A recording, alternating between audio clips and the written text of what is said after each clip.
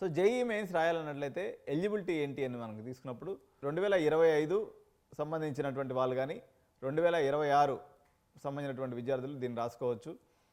అంటే 2 years down the line అంటే ఉన్నటువంటి పిల్లలు రాసుకోవచ్చు. అప్పర్ ఏజ్ లిమిట్ అనేది ఏం లేదు దీనికి.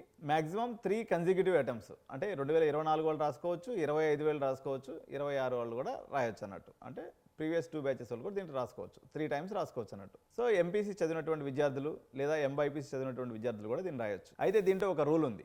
ఎన్ఐటీస్లో కానీ ట్రిపుల్ కానీ జిఎఫ్టీఎస్లో కానీ మీరు అడ్మిషన్ పొందాలనుకున్నట్లయితే 75% మీరు ఇంటర్మీడియట్లో సెక్యూర్ చేసుకున్నటువంటి అభ్యర్థులు మాత్రమే మీకు సీటు పొందేటువంటి అవకాశం ఉంది. అదేవిధంగా ఎస్సీ ఎస్టీస్ కానీ అయితే 65% మీకు తప్పనిసరిగా వచ్చి ఉండాలి. సో జేఈ అడ్వాన్స్ గురించి ఆల్రెడీ మనం అనుకున్నాం. ఎలిజిబిలిటీ ఏంటి అంటే ప్రైమరీ ఎలిజిబిలిటీ మీరు రాసినటువంటి పిల్లల నుంచి 2,50,000 మందిలో ఒకరై ఉండాలి. సో మీరు 2 attempts మనం చేయొచ్చు.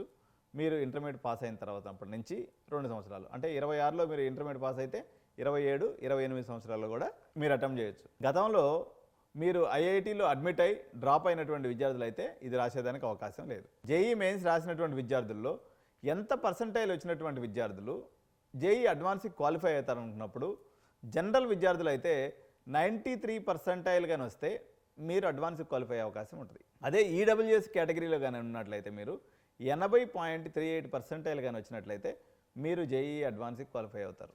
మీరు ఓబీసీ ఎన్సీఎల్ కేటగిరీకి సంబంధించిన వాళ్ళైతే 79.43% వచ్చినట్టయితే మీరు అడ్వాన్స్కి క్వాలిఫై అవుతారు.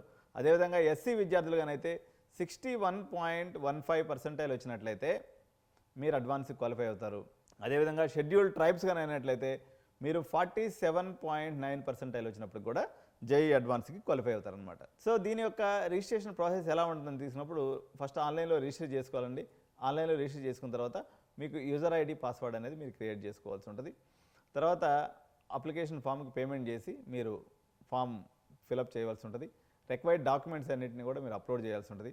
అదేవిధంగా మీరు రీలాగిన్ అయ్యి మీ యొక్క స్టేటస్ని అప్పుడప్పుడు చెక్ చేసుకుంటూ ఉండాలన్నమాట. ఇదంతా అయిపోయిన తర్వాత మీకు హాల్ టికెట్ డౌన్లోడ్ చేసుకునే ఒక రోజు వస్తుంది. హాల్ టికెట్ డౌన్లోడ్ చేసుకుంటారు, ఎగ్జామ్ అటెండ్ అవుతారు. తర్వాత మీకు స్కోర్ వస్తుంది.